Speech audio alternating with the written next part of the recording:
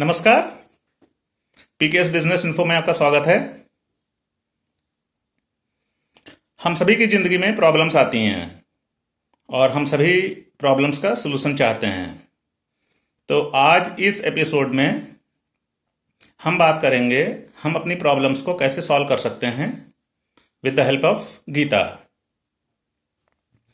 So problems and solutions based on the chapter 1 and 2 of holy Gita. तो हम यहां पर बात करेंगे अपनी प्रॉब्लम्स को कैसे सॉल्व कर सकते हैं। छोटा सा बैकग्राउंड, महाभारत का युद्ध हुआ दो चचेरे भाइयों के बीच, पक्षों के बीच में। एक पक्ष था कौरव, दूसरा पक्ष था पांडव। कौरव पक्ष पांडव पक्ष को जो उनकी जमीन थी वो नहीं दे रहे थे। तो अल्टीमेटली दोनों पक्षों के बीच में युद्ध हुआ और युद्ध के बीच में कृष्ण भगवान ने अर्जुन को गीता का उपदेश दिया। तो आज हम चैप्टर 1 और चैप्टर 2 के कुछ श्लोक देखेंगे और बीच बीच में मैं उनकी व्याख्या करता रहूँगा। पहले रिसाइट करूँगा और उनकी व्याख्या करता रहूँगा और आप लोगों को बताते चलूँगा कि हम ये जो बातें कही गई हैं गीता में उनको अपने ज़िंदगी में कैसे उतार सकते हैं और अपनी प्रॉब्लम्स को कैसे सॉल्व कर सकते हैं। हाँ, मेरा उच्चारण अच्छा नहीं है तो आप लोगों से क्षमा चाहूँगा। आप लोग थोड़ा सा हमें क्षमा करिएगा। मैं बोलने की कोशिश करूँगा अच्छे से अच्छा, ठीक है। संस्कृत में है श्लोक, संस्कृत में रिसाइट करूँगा और उनकी जो व्याख्या करूँगा वो सिंपल भाषा में करूँगा जिससे सभी को अच्छी तरह समझ में आ सके। तो हम शुरू करते हैं। गीता में 18 चैप्टर हैं। पहला चैप्टर है अर्जुन विषाद योग, दूसरा चैप्टर है सांख्य योग। कहते हैं कि जो गीता का दूसरा चैप्टर है वो पूरी गीता का सार समाहित करे हुए है। अगर आप गीता का दूसरा चैप्टर बहुत अच्छी तरह से पढ़ें, समझें, उसको अपने जीवन में उतारें तो जो हमारे जीवन में जो समस्याएं आती हैं उनका हम निराकरण बहुत अच्छी तरीके से कर सकते हैं। अब जब युद्ध के लिए दोनों सेनाएं आ गईं कुरुक्षेत्र में, तो जो धृतराष्ट्र थे वो नेत्रहीन थे, जो कौरवों के पिता थे। वो संजय के पास बैठे हुए हैं और संजय उनको अपनी दिव्य दृष्टि से कुरुक्षेत्र में क्या हो रहा है वो बताते जा रहे हैं। तो अर्जुन विषाद योग चैप्टर 1 का पहला श्लोक। धृतराष्ट्रवाच धर्म क्षेत्रे कुरुक्षेत्रे संवेतायुयुत्सवा मामकाः पांडवाश्चैव किम कुर्वत संजय। धृतराष्ट्र बोलते हैं कि ये जो धर्म क्षेत्र और कुरुक्षेत्र में ये लड़ाई के लिए जो उत्सुक लोग हैं वो आए हुए हैं, वहाँ पे क्या चल रहा है आप हमें बताइए। संजय से उन्होंने पूछा। दूसरा श्लोक। तो अब संजय उनको बताते हैं। दृष्टवा तो पांडवानीकम व्यूढ़ाम दुर्योधनस्तदा आचारोपसंगमय राजा वचनम ब्रवीत। संजय बोलते हैं कि राजा दुर्योधन के लिए राजा शब्द यूज करा है। वो आके जो भीष्म पितामह हैं उनके पास आके अपनी बातें बता रहे हैं, ठीक है। और वो बातें क्या, दुर्योधन थोड़ा दुर्बुद्धि था, वो क्या अपनी बड़ी बड़ी बातें कर रहा है और बोल रहा है कि हमारे पास तो ये सेना है, हमारे पास तो ऐसे लोग हैं, हमारे पास तो वैसे लोग हैं और ये पांडव लोग जो है ना उनके पास कुछ नहीं है, वो सब लोग तो हार जाएंगे, हम ही जीतेंगे। इस तरह करते करते वो सारी बातें जो है ना बड़ी बड़ी डींगे अपनी हाँक रहा है किसके सामने? भीष्म पितामह के सामने। और भीष्म पितामह जो है वो कौरव पक्ष के साथ में है। तो भीष्म पितामह ने दुर्योधन का उत्साह बढ़ाने के लिए शंखम दद्मौ प्रतापवान, उन्होंने शंख बजाया। ठीक है। अब जब कौरवों की ओर से शंख बजा तो पांडवों की ओर से भी शंख बजने शुरू हुए। सबने अपने अपने शंख बजाए। अब श्लोक 19 में दो शब्द हैं, हृदयानि व्यदारयत। अब वो चारों ओर जो है ना शंख बजने लगे, तरह तरह की जो है ना आवाजें आने लगी, तो दिल घबराने लगा। कोई भी आदमी हो उसका दिल घबराने लगेगा। अब यहां पर अर्जुन उवाच हुआ। जब चारों ओर शंख बजने लगे, दिल में जो है ना अजीब सा होने लगा, तो अर्जुन ने कृष्ण से कहा, सेनयोर भयोर मध्य रथम स्थापयेच्युत यावत एतान निरीक्षे अहम योद्ध कामान अवस्थितान। श्री कृष्ण ने अर्जुन से बोला कि आप हमारा रथ सेना के बीच में लेके चलिए, और मैं खुद देखना चाहता हूं ये कौन से लोग हैं जो हमसे युद्ध के लिए आए हुए हैं। ये पहला शब्द है अर्जुन का गीता में। तो जब अर्जुन ने बोला तो ठीक है, श्री कृष्ण भगवान ने रथ को युद्ध स्थल पे दोनों सेनाओं के बीच में ले जाके खड़ा कर दिया। एवं मुक्ता हस्ती केशव गुड़ा केसेन भारत सेनयोर भयोर मध्य रथ स्थापित्वा रथोत्तमा। इनके रथ को सबसे अच्छा रथ बोलते थे। तो श्री कृष्ण भगवान ने इनका रथ दोनों सेनाओं के बीच में ले जाके खड़ा कर दिया। अब आप इसको बहुत ही साइकोलॉजिकली आप देखिए, समझते रहिए। ठीक है। अब जब वहां पे रथ खड़ा कर दिया दोनों सेनाओं के बीच में, तो वहां पे देखिए क्या है, तत्र अपश्यत स्थितान पार्थ पितरन अथ पितामहान आचार्यान मातुलान भ्रातुन पुत्रान पौत्रान सखीन तथा ससुरान सुहृद च एव सेनयो उभयो अपि। अब वो दोनों तरफ की सेनाओं में वहां पे क्या है, पिता हैं, पितामह हैं, मतलब ग्रैंडफादर, टीचर्स हैं, मामा लोग हैं, भाई लोग हैं, पुत्र हैं, पौत्र हैं, कॉमरेड हैं, ससुर हैं, मित्र हैं। ये दोनों तरफ की सेनाओं में ये सब अपने ही लोग हैं।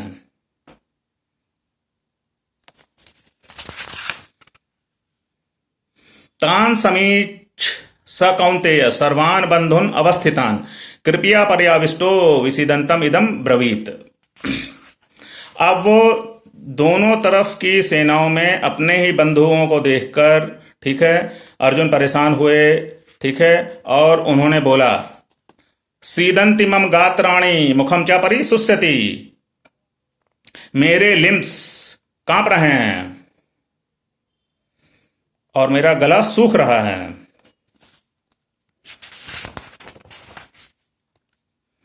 अब 31वें श्लोक में उन्होंने बोला है, हत्वा स्वजन माहवे, मैं अपने लोगों की हत्या कैसे कर सकता हूं। ठीक है। अब यहां पे देखिए, जब वो युद्ध का समय आया, जब वो अर्जुन ने दोनों तरफ अपने ही लोगों को खड़े देखा तो परेशान हुआ। अब यहां पर देखिए वो वैराग्य की बातें करना शुरू कर रहे हैं अर्जुन। न कांक्षम विजयम कृष्ण न च राज्यम सुखानि च किम नो राजेन गोविंद किम भोगेर जीवितेन वा। कहते हैं कि नहीं, मुझे कुछ जो है ना, मुझे विजय नहीं चाहिए, मुझे राज का सुख नहीं चाहिए, और हम राज का सुख लेके क्या करेंगे। तो इस तरह उन्होंने, अर्जुन ने वैराग्य की बातें करनी शुरू करी, और बड़ी बड़ी बातें, यहां तक कि जो है ना बोला, उन्होंने, अर्जुन ने श्री कृष्ण से सवाल कर दिया, स्वजनम ही कथम हत्वा सुखिना श्याम माधवा। माधव मतलब कृष्ण जी। आप हमें बताइए कि अपने ही लोगों की हत्या करने में कैसा सुख है। तो ये सवाल जवाब जो है करने लगे, और बीच बीच में उन्होंने लंबी लंबी बातें भी बोली कि वर्ण संकर हो जाएगा, समाज की व्यवस्था भी बिगड़ जाएगी। ठीक है, ये अर्जुन अपने आप ही बोलते चले जा रहे हैं सारी बातें।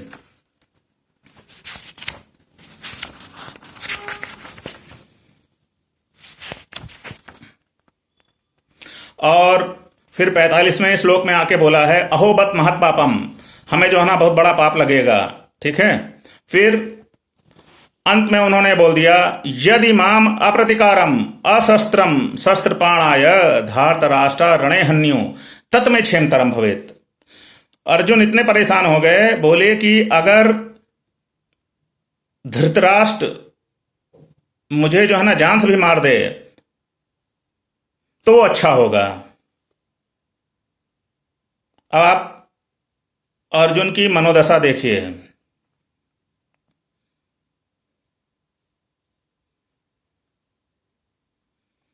वो कहते हैं न कांक्षम वीर्यम कृष्णा न च राज्यम सुखानि च किम नो राजेन गोविंद किम भोगेर जीवितेन वा।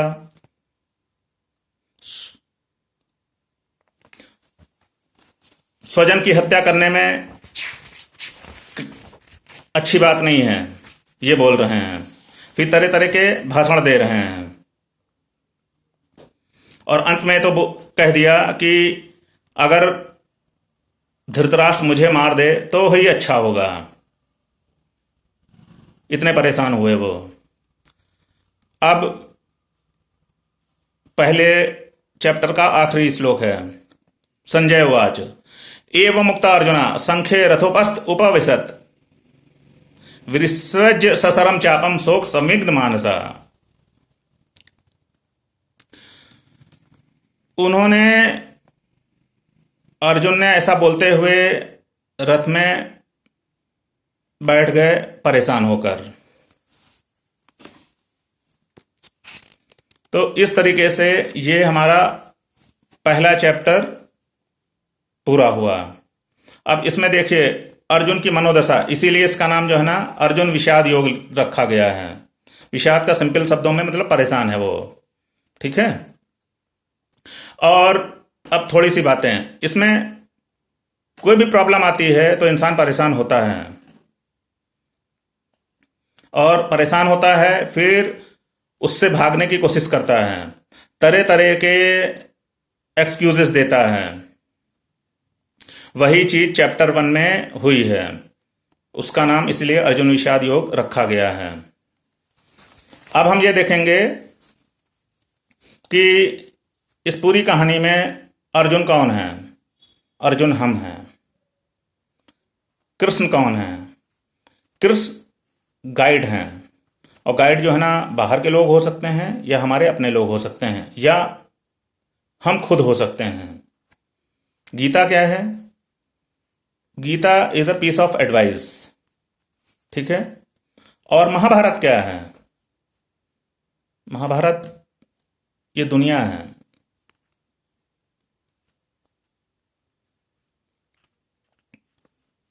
तो ये पहला चैप्टर खत्म हुआ। यहां पर अर्जुन ने रथ में बैठ गए और बहुत परेशान होकर बैठ गए वो।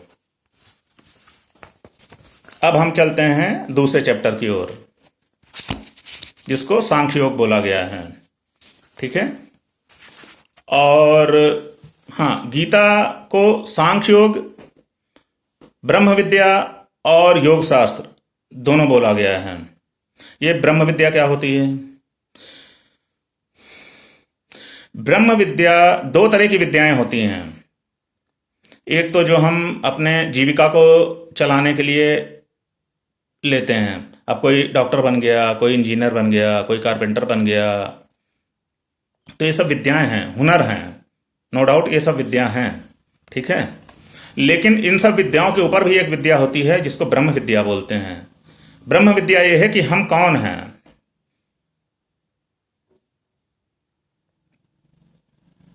जिसको ये पता चला हम कौन हैं, उसको ब्रह्म विद्या का ज्ञान होता है। और ब्रह्म विद्या जो है ना, हमें ये जो छोटे छोटे सवाल हैं कि हम कौन हैं, हम धरती पर क्यों आए हैं, हमारा यहाँ पे आने का लक्ष्य क्या है, ये सारी चीज़ें जो है ब्रह्म विद्या हमें समझाती है। और जब हम ब्रह्म विद्या जान लेते हैं तो हमारा जीवन आसान हो जाता है अपनी आंखों में। दूसरा, गीता को बोला गया है योग शास्त्र। योग शास्त्र का मतलब यह है कि कर्म करिए। तो गीता को दोनों चीजें बोला गया है, ब्रह्म विद्यायाम योग शास्त्रे। तो ये जो सांख्य योग वाला है चैप्टर, इसका हम पहला श्लोक उठाते हैं। संजय उवाच तम तथा कृपयाविष्टम असुपूर्णकलेक्षणम विषेदंतमिदम वाक्यम उवाच मधुसूदना। संजय बोलते हैं कि जो अर्जुन बहुत परेशान थे, उनको श्री कृष्ण ने ये कहा। क्या कहा? श्री भगवान उवाच कुतस्वाकस्मलमिदं विस्मय समुपस्थितम अनार्जुष्टम अस्वर्गम अकीर्तिकरम च अर्जुन। ये आप देखिए, पहले चैप्टर में श्री कृष्ण जो है ना चुप रहे हैं, उन्होंने कुछ भी नहीं बोला है। वो बस क्या हो रहा है वो देखते रहे, अर्जुन की मनोदशा को देखते रहे, ठीक है, और अर्जुन को रीड करते रहे। अब जब वो बहुत परेशान हो गए अर्जुन, तब उन्होंने, श्री कृष्ण ने ये पहला श्लोक आके यहां पर बोला है अर्जुन के लिए कि ये कुतस्त्वा कस्मलमिदम विस्मय समुपस्थितम अनार्जुष्टम अस्वर्गम अकीर्तिकरम च अर्जुन। ठीक है, आप ये इस जो इतनी विषम स्थिति आई है, इसमें करना ठीक नहीं है, ये आपकी तो बेइज्जती होगी इसमें। ठीक है, फिर बोलते हैं क्लैवम्मा स्मगमा पार्थ नैतत्व उपपद्यते क्षुद्रम हृदय दौर्बल्यम तब तुत्तिष्ठ परंतपा। ठीक है, कहते हैं कि आप क्लैवम्मा स्मगमा, ठीक है, आप जो है ना अपना परेशान मत होइए, ठीक है, और अपने मन की दुर्बलता छोड़िए और उठ के खड़े होइए। ठीक है, ये दो श्लोक जो है ना सबसे पहली बार श्री कृष्ण ने अर्जुन को बोला। अब भाई तो बोल दिया, अब लेकिन फिर अर्जुन ने फिर बहस करी। अर्जुन अब क्या बोलते हैं? कथम भीष्म संख्ये दुरोण च मधुसूदना इसु विप्रतियो स्वामी पूजा रहोरिसूदना। अब देखिए, जो आदमी परेशान होता है और आप उसको अगर समझाइए भी तो बहस करता है आपसे। अब देखिए अर्जुन ने बहस करी। ठीक है, अर्जुन कह रहे हैं कि कथम भीष्म हम संख्ये द्रोणम च मधुसूदना इसु भी प्रतियो स्वामी पूजा रहोरिसूदना। मैं ये भीष्म द्रोण को कैसे मार दूं, और ये तो ये हमारे पूजनीय हैं। ठीक है, फिर बोलते हैं गुरुन हत्वा ही महान भावान श्रेयो भोक्तुम भैक्षम अपीह लोके हत्वार्थ कामांसु गुरुन निहेव भुंजीय भोगान रुधिर प्रदिग्धान। वो कहते हैं कि गुरु की हत्या करने से अच्छा है कि मैं भीख मांग के खा लूं। ठीक है, और गुरु की हत्या करना ठीक नहीं है। ठीक है, और गुरु की हत्या करके अगर मैं कुछ जीत भी जाता हूं, मुझे कुछ भोग विलास की चीजें मिल भी जाती हैं, तो इस तरह होगा कि मैं जो चीजें खा रहा हूं वो रुधिर प्रदिग्धान का मतलब यह है कि वो खून से लिपटी हुई हो। ठीक है, तो इस तरीके से अर्जुन दोबारा जो है श्री कृष्ण से बहस कर रहे हैं, अपनी बातें कह रहे हैं। लेकिन कहीं अर्जुन को लग रहा है कि भाई हमसे शायद कुछ गलती हो रही है। अब देखिए 7वें श्लोक में अर्जुन क्या बोलते हैं? कार्पण्य दोषो अपह स्वभाव पृच्छामि त्वाम धर्म सम्मूढ़ चेता यत् श्रेया स्यात् निश्चितम ब्रूहि तन्मे शिष्यते अहम साधि माम त्वाम प्रपन्ने। इसमें जो है उन्होंने बोला है कि मेरी बुद्धि जो है ना ठीक नहीं चल रही है। ठीक है, और मैं आपसे पूछता हूं कि क्या सही है, आप हमें बताइए। शिष्यते अहम साध इमाम त्वाम प्रपन्नम, मैं आपका शिष्य हूं, आप हमें जो है ना सही रास्ता दिखाइए। ठीक है, तो साइकोलॉजिकली आप देखिए कि अर्जुन परेशान हुए। ठीक है, पहले चैप्टर में तो पूरा परेशान रहे। फिर दूसरे चैप्टर के शुरुआत में श्री कृष्ण ने उनको समझाया, 2 श्लोक उनके लिए बोले। ठीक है, उसके बावजूद भी श्री कृष्ण ने बहस करी, लेकिन अर्जुन को कहीं लगने लगा कि शायद मैं परेशान हूं और मुझे अब किसी की गाइडेंस की जरूरत है। तो यहां पर आके 7वें श्लोक में उन्होंने श्री कृष्ण से कहा कि मैं आपका शिष्य हूं और जो सही बात हो आप हमें बताइए।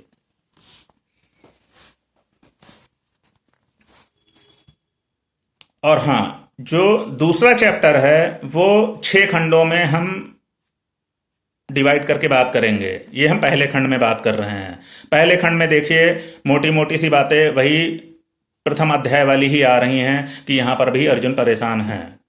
ठीक है। अब यहां पर उन्होंने बोला, अर्जुन ने, कि आप हमें समझाइए। संजय फिर बोलते हैं, एवं मुक्त ऋषिकेशम गुड़ाकेश परंतप न योत्सस इति गोविंद मुक्त्वा तूष्णीम बभूव। ठीक है। श्री कृष्ण को अर्जुन ने बोला कि भाई मैं तो नहीं लड़ूंगा, और चुपचाप बैठ गए। फिर बैठ गए।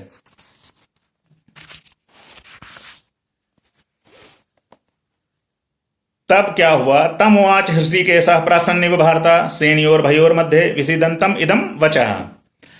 तब श्री कृष्ण थोड़ा सा मुस्कुराए और सेना के बीच में अर्जुन को ये बातें बताई। तो एक तरीके से अब यहां से 11वें श्लोक से गीता का जो अर्जुन को जो संदेश दिया है वो शुरू हो रहा है। श्री भगवान उवाच असोचानन्व सोचस्त्वं प्रज्ञावादांच भाससे गतासूनश्च न अनुशोचन्ति पंडिता। असोचानन्व सोचस्त्वं, आप जो है ना बगैर सोचने वाली चीजों को सोच रहे हो। प्रज्ञावादांच भाससे, और पंडितों जैसी बातें कर रहे हो। गतासूनश्च, जो आज है कल नहीं होगा। नान सोचन्ति पंडिता, तो उसके ऊपर जो है ज्यादा विचार नहीं करना चाहिए। अब यहां से उन्होंने समझाना शुरू करा है। और इस समय हम दूसरे खंड में हैं, दूसरे चैप्टर के। ये बेसिकली सांख्य योग से रिलेटेड है और इसमें आत्मा के ऊपर मेनली बात करी गई है। और आत्मा के ऊपर क्यों बात करी गई है? क्योंकि आपको जैसे हमने बताया था कि अर्जुन को ये लग रहा था कि हम अपने गुरुओं को कैसे मार दें, हम अपने बंधुओं को कैसे मार दें। ठीक है, वो मर जाएंगे, मैं मार दूंगा। तो गीता के जो दूसरा अध्याय है, उसका जो दूसरा खंड है, उसमें श्री कृष्ण भगवान ने आत्मा के ऊपर बहुत बल दिया है। ठीक है। देहिनो अस्मिन् यथा देहे कौमारम यौवनम जरा तथा देहांत प्राप्त धीर तत्र न मुह्यति। उन्होंने समझाया कि जैसे हमारी बॉडी होती है कौमारम, यौवनम, जरा, चाइल्डहुड होता है, फिर उसके बाद युवावस्था आती है, फिर उसके बाद वृद्धावस्था आती है, और अंत में मृत्यु हो जाती है। तो उसके लिए जो है ना, जो धीर व्यक्ति होता है उसके लिए परेशान नहीं होना चाहिए। ठीक है। अब यहां पे गीता के वो गीता में आत्मा के ऊपर बोलते चले जा रहे हैं। मात स्पास्त कौन्तेय शीतोष्ण सुख दुखदा आगाम अपाइना अनित्या तान तिथि छिस्व भारता। अब यहां पे 14वें श्लोक में आके कहा गया है अर्जुन को कि ये जो है ना, जैसे ठंडक लगती है, गर्मी लगती है, ठीक है, वैसे ही ये चीजें हैं। इनके बारे में ज्यादा परेशान होने की जरूरत नहीं है। और तान तितिक्षिस्व भारता, तान तितिक्षिस्व भारता का मतलब यह है कि आप इनको सहन करिए। और ये देखिए, ये गीता का जो है ना, ये हम बोलेंगे कि ये सार है। तान तितिक्षिस्व भारता। गीता कतई नहीं कहती है कि आपकी जिंदगी में प्रॉब्लम नहीं आएंगी। प्रॉब्लम आएंगी, सुख आएंगे, दुख आएंगे, प्रॉब्लम्स आएंगी। तान तितिक्षिस्व भारता, उन सबको आप सब्र करिए, इंड्योर करिए। यमिना वथंतन्ते पुरुषम पुरुष ऋषभ सम दुख सिखम धीरम सो अमृतवाय कल्पते। 15वें श्लोक में बोलते हैं कि अरे पुरुषों में पुरुष ऋषभ, ठीक है, आप जो है ये परेशान मत होइए। और सम दुख सुखम धीरम, कि सम दुख सुखम धीरम का मतलब यह है कि आप दुख और सुख में जो है ना समान रहिए, ठीक है। और जो सुख और दुख में समान रहता है उसको जो है ना अमृत प्राप्त होता है। अमृत मतलब अमरता प्राप्त होती है, क्योंकि वो बहुत परेशान हो गए थे अर्जुन, ठीक है। अब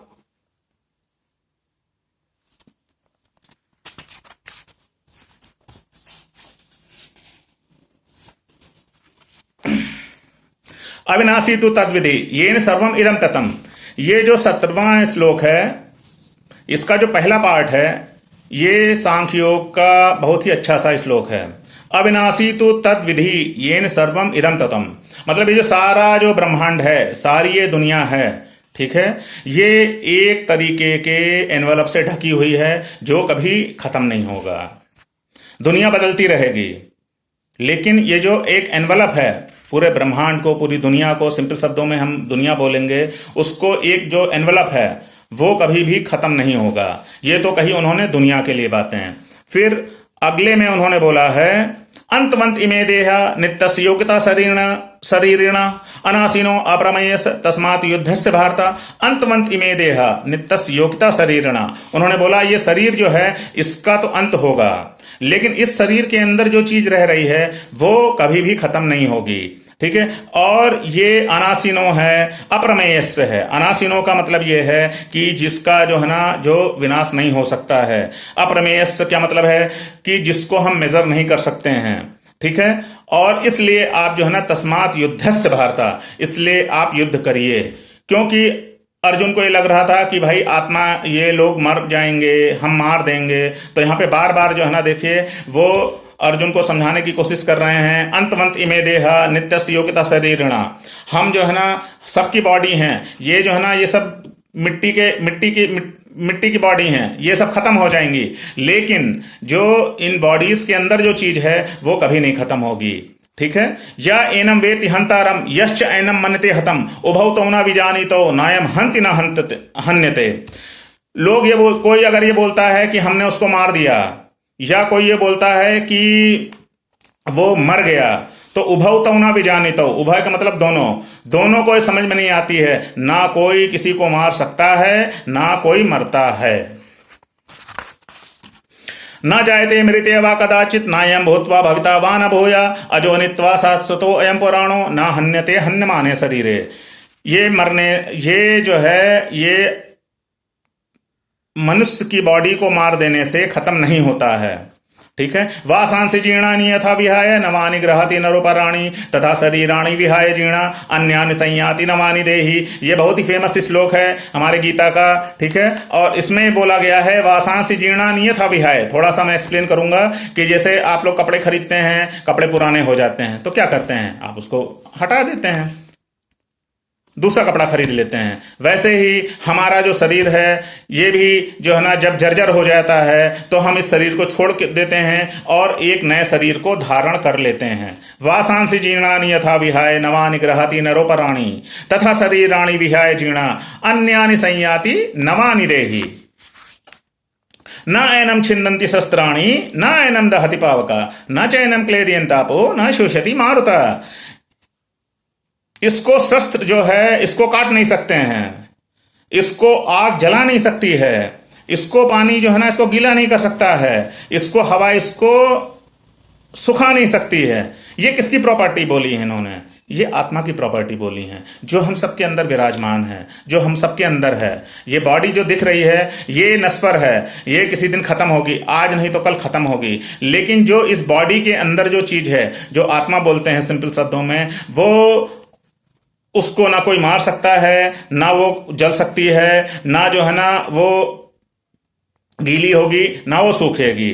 अच्छेद्यो अयम अदाह्यो अयम अक्लेद्यो अशोष्य एवच नित्य सर्वगता स्थाणु अचलो अयम सनातना। ये सनातन है, ये लगातार चलती चली आ रही है और चलती चली जाएगी।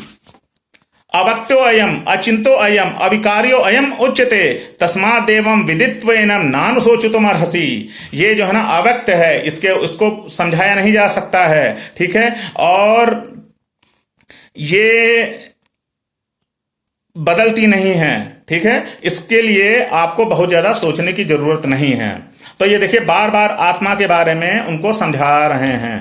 ठीक है, और 26वें श्लोक में उन्होंने समझाया है, अथ चायनम नित्य जातम नित्यम व मन से मृतम तथापि तुम महाबाहो नायनम सोच तुम्हारा सी। अब देखिए, और कृष्ण ने अर्जुन को समझा दिया कि भाई ये आत्मा जो है ना मरती नहीं है, एक रूप से दूसरे रूप में चली जाती है।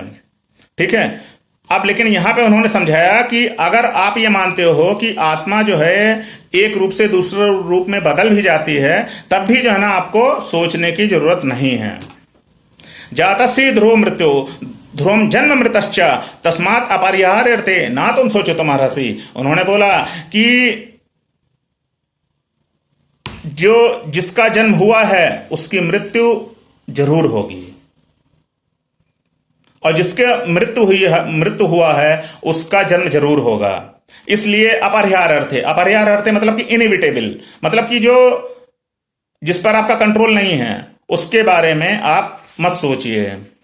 ठीक है, और 28वें श्लोक में उन्होंने बहुत अच्छी तरह समझाया है, अव्यक्तादीनि भूतानि व्यक्त मध्यानि भारत अव्यक्ता निधनान्येव तत्र का परिदेवना।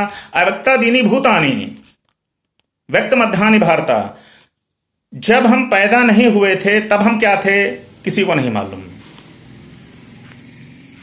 व्यक्त मध्यानि भारत, इस समय जब हम जीवन में हैं, हम जिंदा हैं, हम इस समय अपने आप को मानते हैं हम जीवित हैं, उस समय जो है ना अपने हम लीला कर रहे हैं। अव्यक्ता निधनान्येव तत्र का परिदेवना, अब मृत्यु के बाद क्या होगा शरीर का, हम क्या करेंगे क्या नहीं करेंगे ये किसी को नहीं पता है। मैं इसको समझाऊंगा। जब हम पैदा नहीं हुए थे उसके पहले क्या थे ये किसी को मालूम है? नहीं मालूम है। जब हम मर जाएंगे उसके बाद क्या होगा किसी को पता है? नहीं पता है। ये तो जो अभी इस समय हम जो काम कर रहे हैं हमें लगता कि हम यही हैं। ठीक है, तो अर्जुन को समझाया गया है कि आप इन चीजों के बारे में उतना मत परेशान होइए।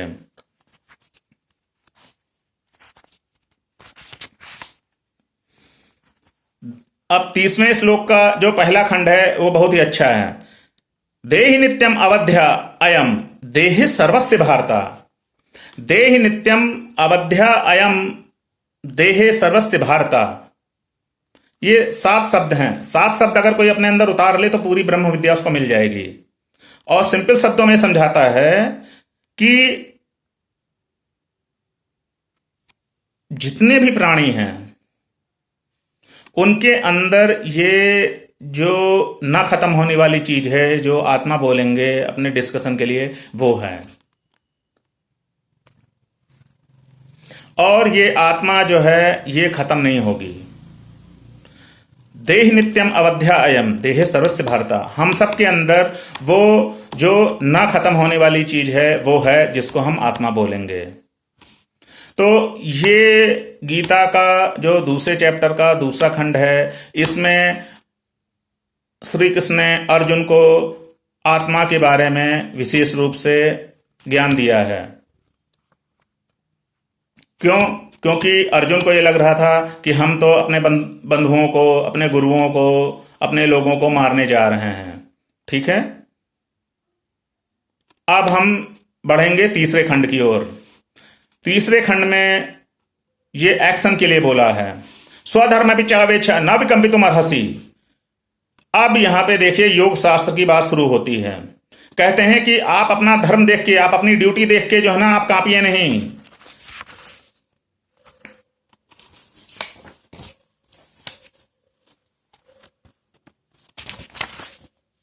अकीर्ति चापि भूतानि कथित ते अव्ययाम संभावितश्च कीर्तिम च मरणात् अतिरिच्यते।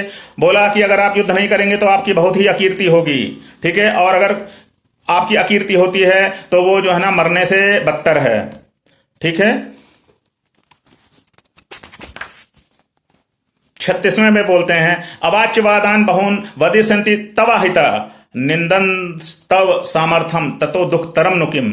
बोला है कि आपके जो दुश्मन हैं वो आपके बारे में तरह तरह की बातें बोलेंगे, और आपके जो बल है, आपका जो सामर्थ्य है उसकी जो है ना निंदा करेंगे, और जो है ना वो जो है ना अगर आपके दुश्मन आपके बल की निंदा करेंगे ततो दुखतरम नुकिम, वो बहुत ही जो है ना दुखकारी होता है।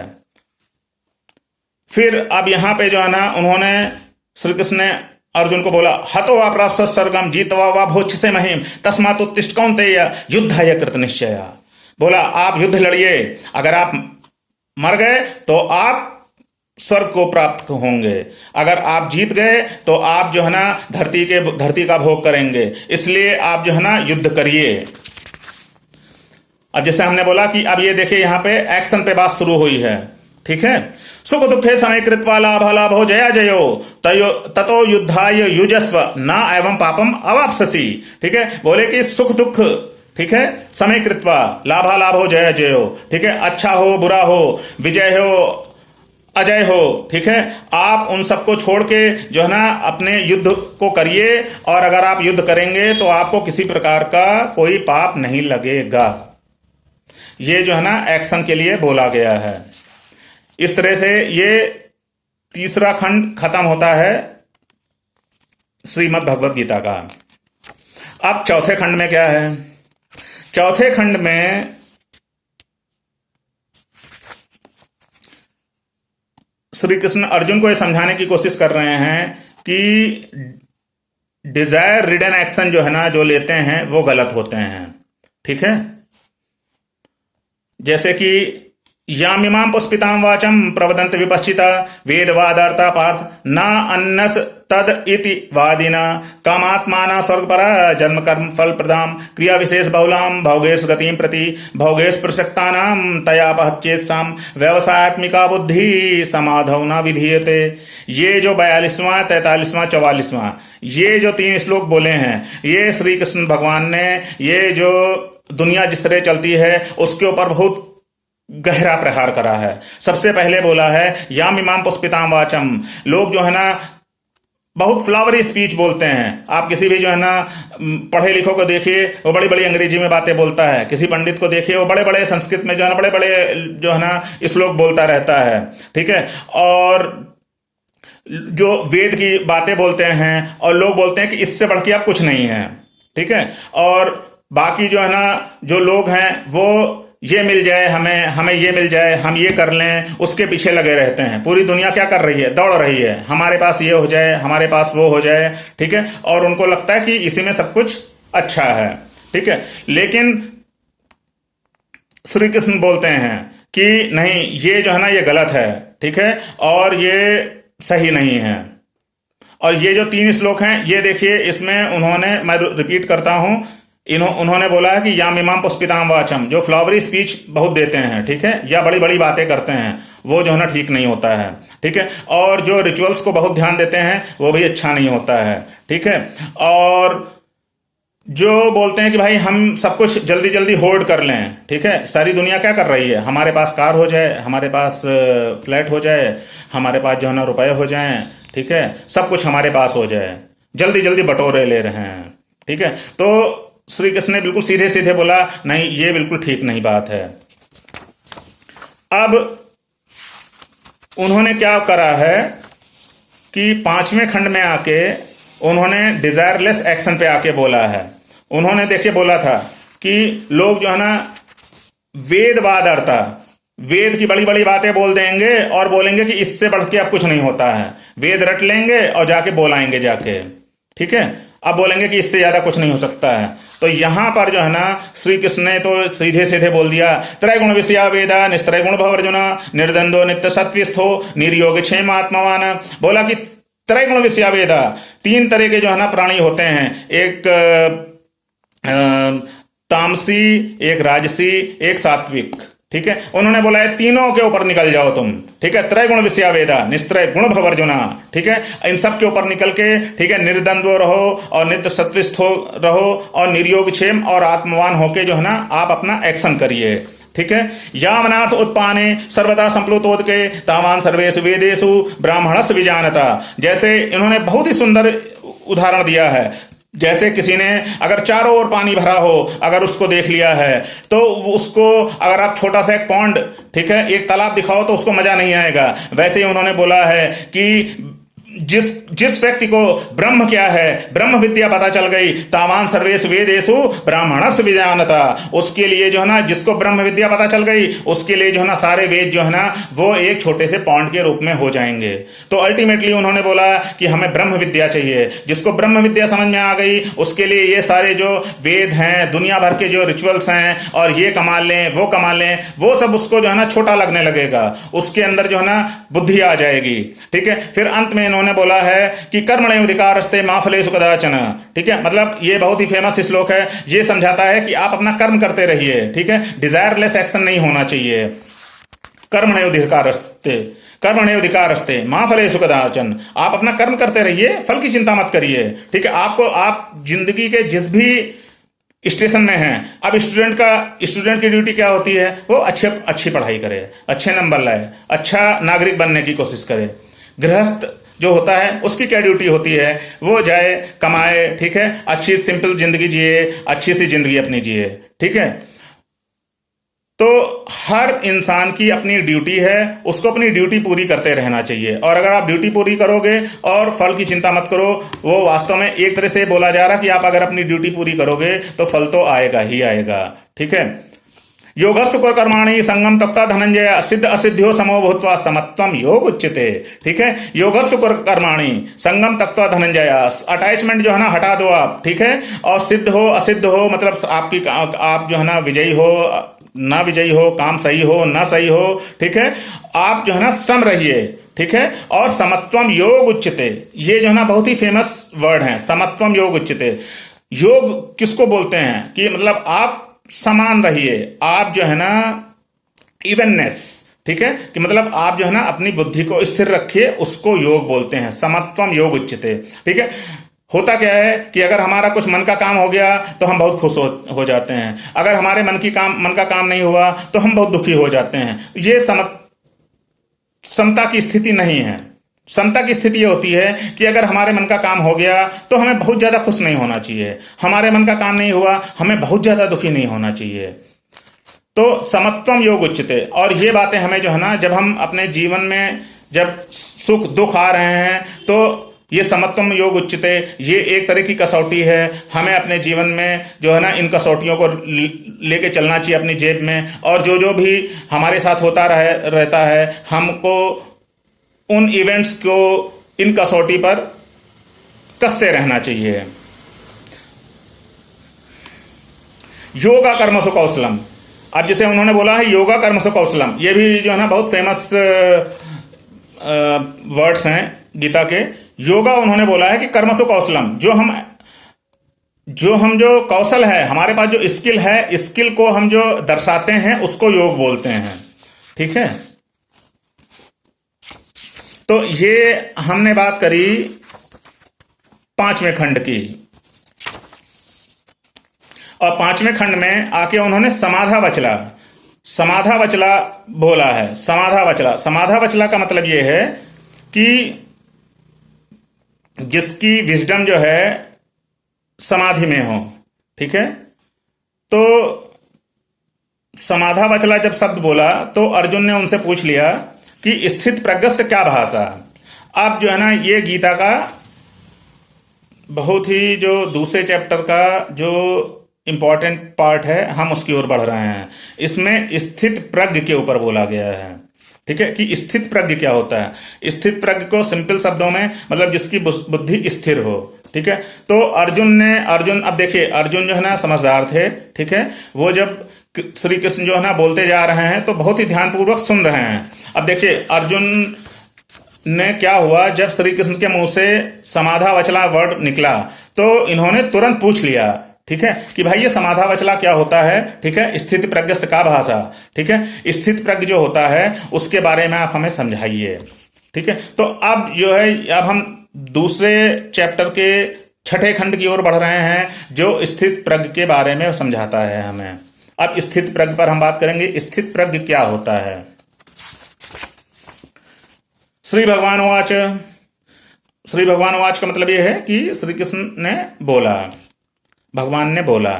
प्रजहात यदा कामान सर्वान पार्थ मनोगतान आत्मन्येवात्मना तुष्टा स्थित प्रज्ञ तद उच्यते।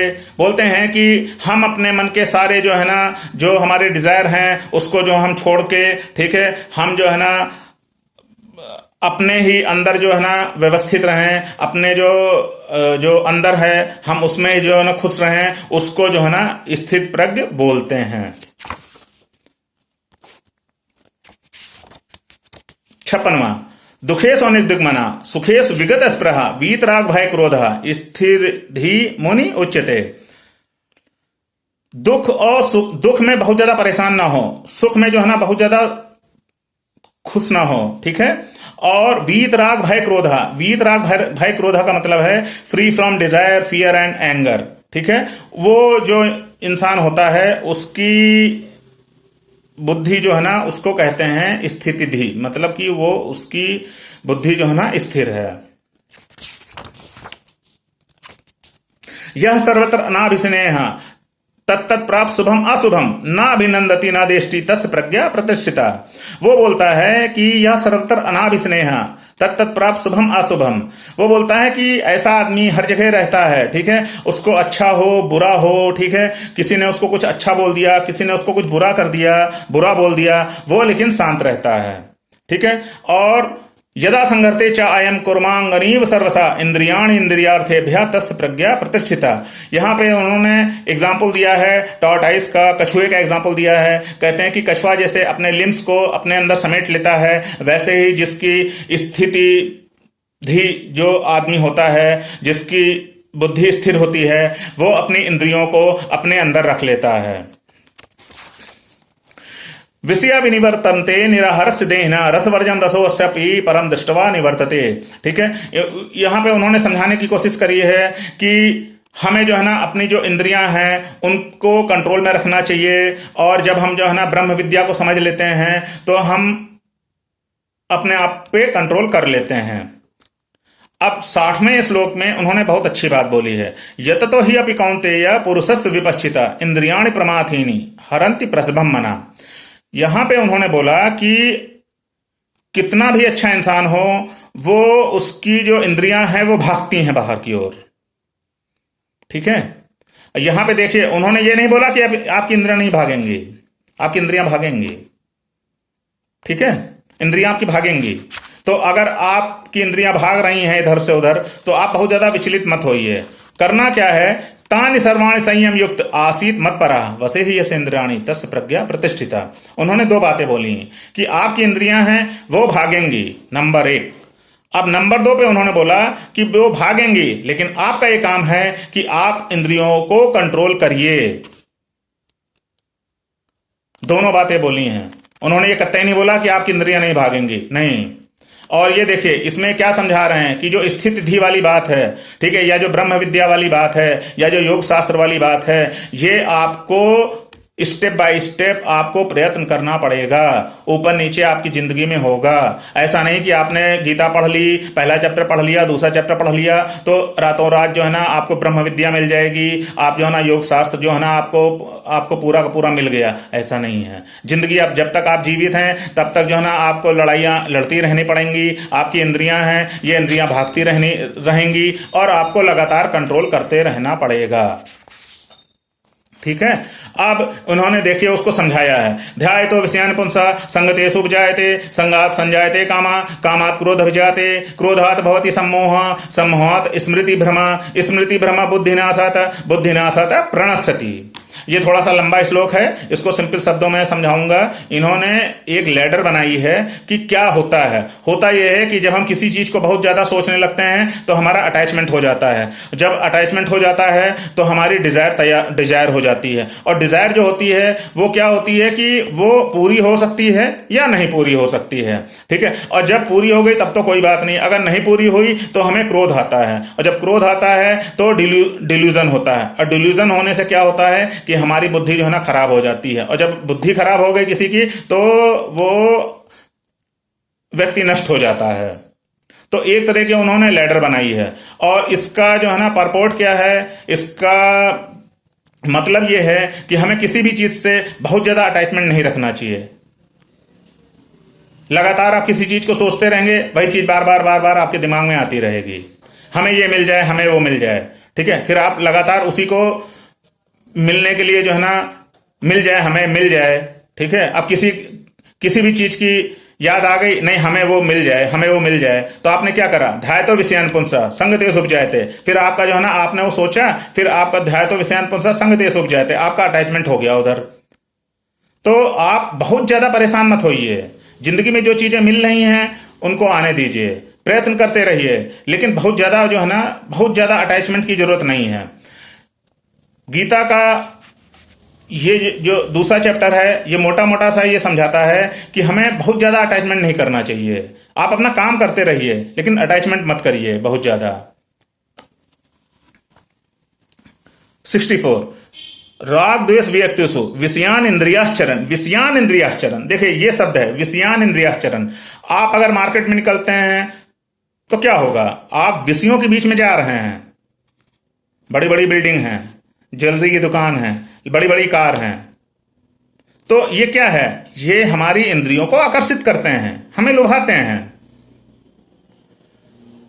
अब जो स्थित प्रज्ञ व्यक्ति है, उसके लिए गीता में कहा गया है कि वो घर में छुप के नहीं बैठता है, या हिमालय में नहीं चला जाता है, वो जाएगा, वो चांदनी चौक जाएगा, वो हजरतगंज जाएगा, वो न्यूयॉर्क जाएगा, और जब न्यूयॉर्क जाएगा, हजरतगंज जाएगा, चांदनी चौक जाएगा, तो क्या है, वो विषयों के बीच में घूम रहा है। आप विषयों के बीच में घूमिए, लेकिन विषयों को अपने दिमाग के ऊपर मत आने दीजिए।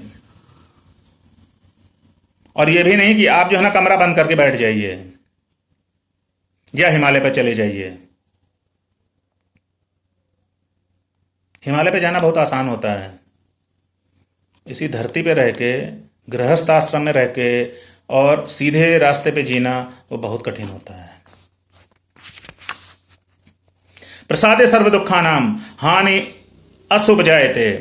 बोलते हैं कि जो आदमी पीसफुल होता है, उसके सारे दुख जो है ना खत्म हो जाते हैं। अब पीसफुल क्या मतलब है कि भाई जो है वो है, ठीक है। अब आपने कह दिया कि भाई ठीक है, जो हो रहा है सब अच्छा हो रहा है, और जो हमें करना है हम कर लेंगे, तो आप क्या हुआ, आप पीसफुल स्टेट में आ गए, ठीक है। और एक उन्होंने बहुत अच्छी बात बोली है, अशांतस्य कुतः सुखम। अशांतस्य कुतः सुखम, अशांतस्य कुतः सुखम का मतलब है कि जो आदमी खुश नहीं है, जो आदमी अशांत है, वो सुखी नहीं रह सकता है। और हम चारों ओर आप देखिए, किसी से पूछिए आप सुखी हो, नहीं सुखी हैं। क्यों नहीं सुखी हैं? क्योंकि अशांत है वो। हर आदमी को बस ये मिल जाए, ये मिल जाए, ये मिल जाए। तो उन्होंने बोला अशांतस्य कुतः सुखम। तो आप जो है ना, पहले श्लोक में उन्होंने पहले ये बोला था, प्रसादे सर्व दुखानाम हानि सुख जायते। पीसफुल जो होता है, जो आदमी पीसफुल होता है, उसके सारे जो है ना दुख खत्म हो जाते हैं। फिर आगे उसी चीज को उन्होंने इन्फोर्स करने के लिए बोल दिया कि जो अशांतस्य कुतः सुखम, जो अशांत होता है उसको सुख नहीं होता है, ठीक है। अब देखिए, हमने पहले समझाया था कि इंद्रियां जो है ना हमारी भागेंगी।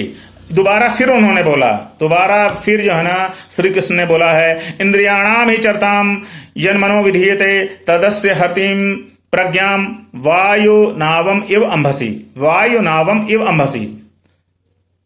अगर एक नाव है, अगर उसको नदी में छोड़ दिया जाए बगैर बांधे हुए, तो क्या होता है, वो बह जाती है, हवा उसको भगा ले जाती है।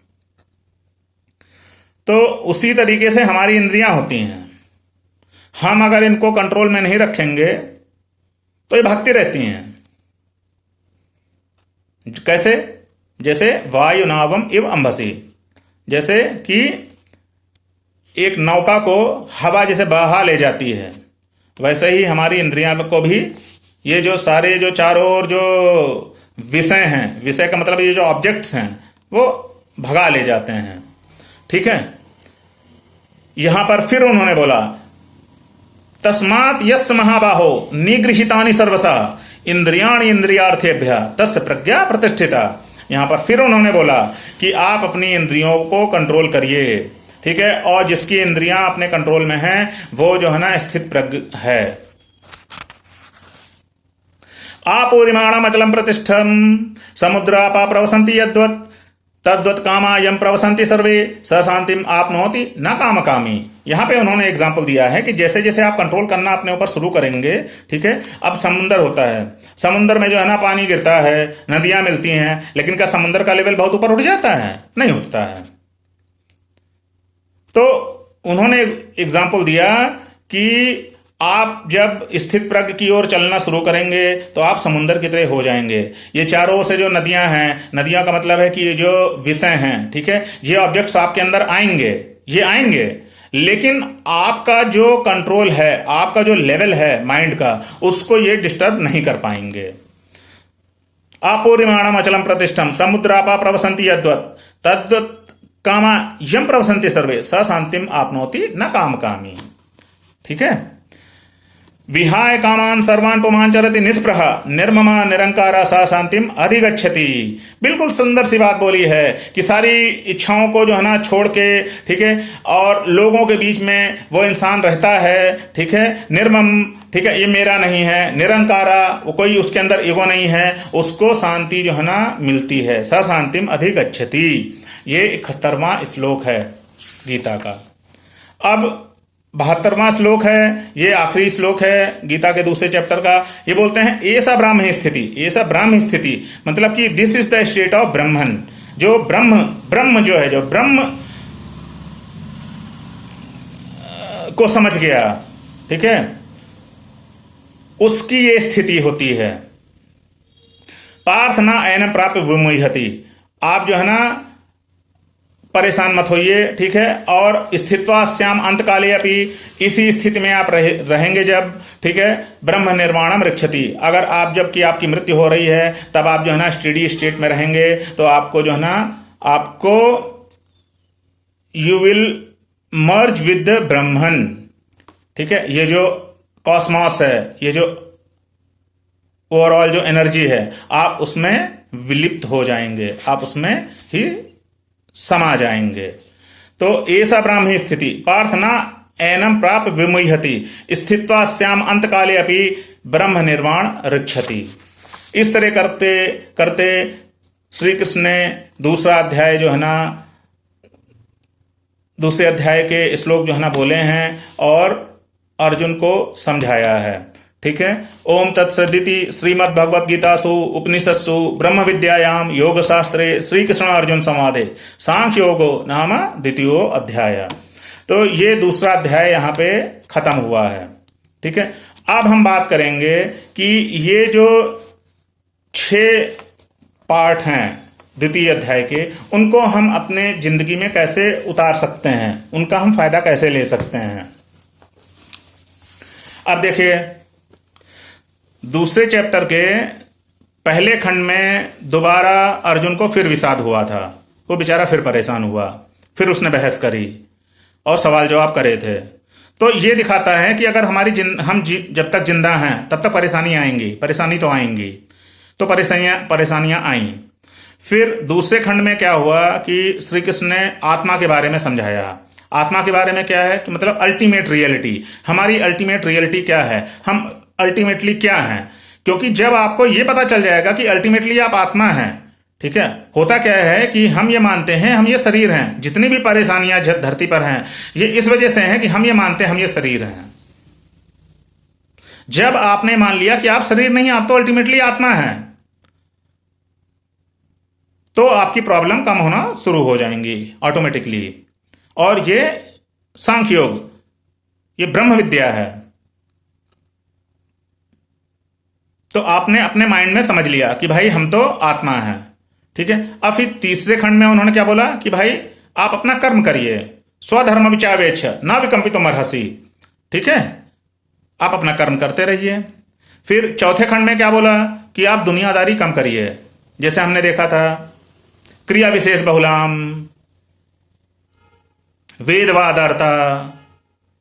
तो जो लोग जो है ना दुनिया में ये मिल जाए वो मिल जाए बहुत ज्यादा भागते रहते हैं, ठीक है, या पुष्पिताम वाचम, बड़ी बड़ी बातें करते रहते हैं, बड़े बड़े भाषण दे देंगे, एक्सप्लेन भी कर देंगे, लेकिन उनकी आप जिंदगी देखिए तो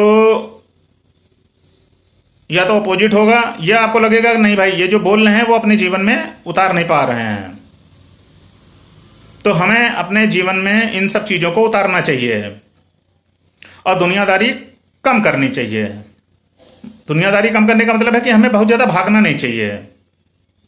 और फिर 5वें खंड में उन्होंने बोला कि फल की चिंता ना करें, कर्मण्योऽधिकारस्ते मा फलेषु कदाचन। आप अपना कर्म करते रहिए, ठीक है। और फिर 6ठे खंड में जहां पे स्टडी विजडम वाली बात हुई, प्रजहाति यदा कामान सर्वान् पार्थ मनोगतान आत्मन्येव आत्मना तुष्ट तस्य प्रज्ञा प्रतिष्ठिता, ठीक है। आप अपनी बुद्धि को स्थिर रखिए। और बुद्धि में भी उन्होंने बोला कि भाई ये भागती रहेंगी, ठीक है, उनको आप कंट्रोल करिए। वायु नावम इव अंभसी, वो भी उन्होंने बोला कि ये भागती रहेंगी, कंट्रोल करिए। तो ये जो स्टेप बाय स्टेप उन्होंने समझाया है आप इसको समझिए, सिंपल शब्दों में समझिए, ठीक है, और उसको अपने जीवन में लाने की कोशिश करिए। कुछ मैं एग्जांपल देता हूं आपको। जैसे कि एकदम से कोई अच्छी सी बात आ गई, आप बहुत खुश होते हो, तो आप तुरंत बोलो नहीं समत्वम योग उच्यते। या बहुत ज्यादा परेशान हो रहे हो तो अपने आप से बोलो समत्वम योग उच्यते। आप मार्केट प्लेस में हैं, एकदम से जो है ना कोई बहुत ही लुभावनी वस्तु आपको दिखी, आपकी इंद्रियां भागती हैं, तुरंत आप बोलिए देखो भाई वायु नावम एवं भसी हो गया ये। तो इस तरह से आप अपने आप को टेस्ट करते रहिए। और जैसे बहुत ज्यादा परेशानी हुई तो आप बोलिए देखो अर्जुन की स्थिति आ रही हमारे साथ। तो अपने जीवन में जो हो रहा है उसको आपने जो ये समझा, और आप खुद भी पढ़िए, सिंपल शब्दों में पढ़िए, ठीक है, लोगों से बात करिए और अपने जीवन में उसको उतारने की कोशिश करते रहिए। एक बहुत इंपॉर्टेंट बात, लोग ये कहते हैं ये गीता पढ़ने से हमें क्या मिलेगा। अब हर चीज में मिलना होता है। मैं आपको बहुत स्पष्ट बताता हूं, गीता को पढ़ने से जो भी आपको मिलेगा वो आपके अंतःकरण के लिए मिलेगा। आप अगर ब्रह्म योगी बन भी गए, योग शास्त्र जो है ना आपको अच्छी तरह समझ में आ गया, और आप अपनी जिंदगी स्टडी विजडम पे चलने भी लगे, लेकिन दुनिया जो है, दुनिया आपको, आपके पास कितना पैसा है, आप कितने ऊंचे पद पर हैं, आप कितने ग्लैमरस हैं, उसके ऊपर ही आपको वैल्यू देगी।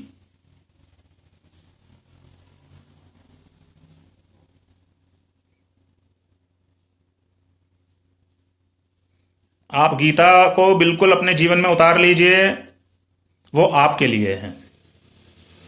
तो दो चीजें हैं, जब आप अपनी जिंदगी जी रहे हैं तो एक जिंदगी जो है वो आपके अपने लिए है, दूसरी जिंदगी है जो दुनिया आपको देखती है।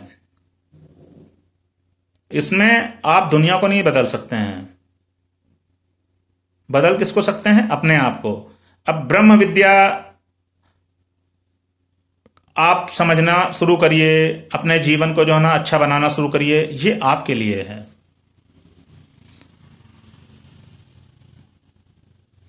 लेकिन अगर आप ये सोचिए कि आप अच्छे आदमी बन गए, आपको ब्रह्म विद्या समझ में आने लगी, ठीक है, तो दुनिया आपका जो है ना मान सम्मान करेगी, भाई मुझे तो डाउट है। क्योंकि ये धरती है, यहाँ पर चारों ओर जो है ना आपकी इज्जत आपके पैसे से, आपके पद से और आपके ग्लैमर से ही है। अब डिसाइड आपको ये करना है कि आप उनके लिए जीना चाहते हैं या अपने लिए जीना चाहते हैं, या दोनों का बैलेंस करके जीना चाहते हैं।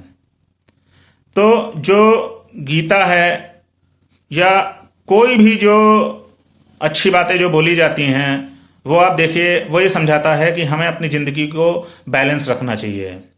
बैलेंस ये कि हम अपने अंतःकरण में ब्रह्म विद्या को लेके चलेंगे और दुनिया के हिसाब से हमें जो काम करना है वो भी हम करते रहेंगे। तो उससे क्या होगा कि आपके जीवन में बैलेंस रहेगा। तो ये हमने अपनी बातें कहीं, हम कितना हम सक्सेसफुल हुए, आप जो है ना कमेंट में लिखिए। और हाँ, थोड़ा सा हमने लेट इसलिए करा इसको रिकॉर्ड करने में कि मैं खुद देखना चाहता था कि मैं अपने निजी जीवन में गीता को पढ़ लिया, श्लोक जो है ना रट लिए या बोल दिए, वो बहुत आसान काम है। लेकिन मैं पिछले 15-20 दिनों में देखने की कोशिश कर रहा था मैंने अपने जीवन में खुद कितना उतारा या कितना उतार रहा हूँ। तो इसलिए थोड़ा सा लेट हुआ, आप हमें क्षमा करिए। और आप इसको जो है ना पढ़ते रहिए और पहले अध्याय को देखिए, दूसरे अध्याय को देखिए और जो है ना और भी आगे जो है ना पढ़ते रहिए, ठीक है। और अंत में श्रीमद् भगवद गीता का जो 18वां चैप्टर है उसका जो आखिरी श्लोक है उसमें संजय ने धृतराष्ट्र को बोला है, यत्र योगेश्वरा कृष्णा यत्र पार्थो धनुर्धरा तत्र श्री विजय भूतिर ध्रुव नीतिर मम। मतलब कि जहां पर योगेश्वर कृष्ण है, योगेश्वर कृष्ण मतलब कि जहां पे नॉलेज है, पार्थ धनुर्धरा, धनुर्धारी पार्थ हैं। धनुर्धारी मतलब कि जो काम करने वाले, तब जहां पे ज्ञान है और जहां पे एक्शन है वहां पर श्री विजय भूतिर ध्रुव नीतिर ममा, वहां पर जो है ना विजय और अच्छी अच्छी चीजें हमेशा रहेंगी, ये हमारा मानना है।